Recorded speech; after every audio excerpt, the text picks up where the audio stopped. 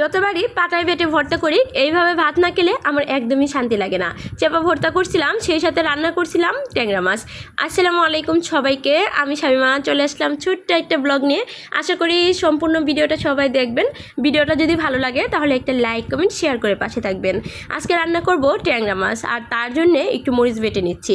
মরিচটা কেন বেটে নিচ্ছি সেটা বলি। আজকে শুয়ে শুয়ে ইউটিউবে নোয়াখালীর ঐতিহ্যবাহী একটা খাবার মরিচকুলা সেটা দেখতেছিলাম, আর তখন ইচ্ছে করতেছিল ওইভাবে খাওয়ার জন্য। বাট এটা তো এখন আমার ধারায় রান্না করা পসিবল না, বিকজ অনেক ইনগ্রিডিয়েন্টস আমার কাছে নাই। আর তার জন্য হচ্ছে জাস্ট এইভাবেই আজকে রান্নাটা করে নিব।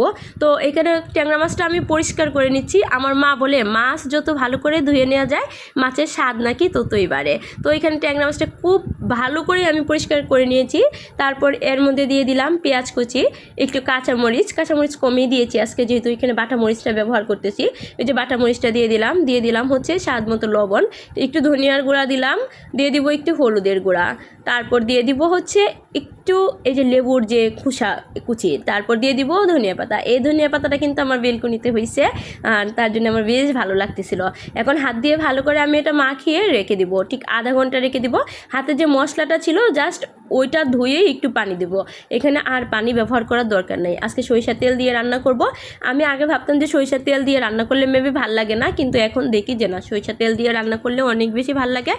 সয়াবিন তেলের থেকে কিন্তু সরিষার তেলটা আমাদের শরীরের জন্য উপকারী। আমি এখন থেকে অভ্যাস করব যে সরিষার তেলটা খাওয়ার জন্যে। আর এই তো আমার তরকারি ফাইনাল লুক, মাশাআল্লাহ অনেক বেশি সুন্দর আসছে। আর এখন যেটা করব, আমাদের নেত্রকোনা ময়মনসিংহের বিখ্যাত একটা চেপা ভর্তা। তার জন্য আমি এখানে 4টা ছোট সাইজের চেপা নিয়ে নিছি। যেহেতু আমি এটা একাই খাবো তার জন্য অল্প করেই বানাবো। তো এখানে একটা আস্ত রসুন আমি খোসা ছাড়িয়ে তারপর হচ্ছে তাওয়াতে টেলে দিচ্ছি। আর এখন দিয়ে দিব হচ্ছে যে চেপাগুলা ধুয়ে রাখছিলাম। লাউ পাতা ছিল না, ওই 3টা লাউ পাতা আমি রাখছিলাম ভর্তা করার জন্যে।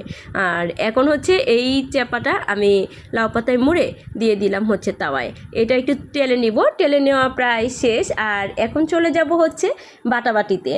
না বাটলে আমার একদমই ভাল লাগে না। আর এই শুকনো মরিচটা আমি আধা ঘন্টা আগে থেকে ভিজিয়ে রাখছিলাম। একটু ভিজিয়ে রাখলে মরিচটা নরম হয়, বাটতে সুবিধা হয়। আর মরিচটার কালারটা দেখেন একদম টকটকে একটা লাল কালার।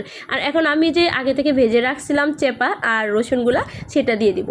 অনেকেই এখানে কিন্তু পেঁয়াজটা ব্যবহার করে, চাইলে আপনারা পেঁয়াজটা দিয়েও হচ্ছে এই ভর্তাটা করে নিতে পারেন।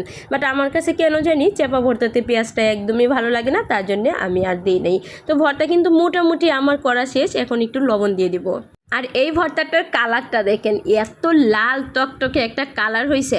যারা হচ্ছে এইভাবে মরিচ বাটতে না পারেন, হাতে একটা গ্লাভস পরে নিতে পারেন, অথবা চামচ দিয়ে হচ্ছে মরিচটা উঠিয়ে নিতে পারেন। তো আমার তো ভর্তা করা শেষ। আর এই লুকটা কেমন করে সামাল দিই বলেন, এত কালারফুল হয়েছিল, তার জন্য হচ্ছে পাটাতে মেখে একটু ভাত খেলাম। তো ভালো থাকবেন সবাই, আল্লাহ হাফেজ।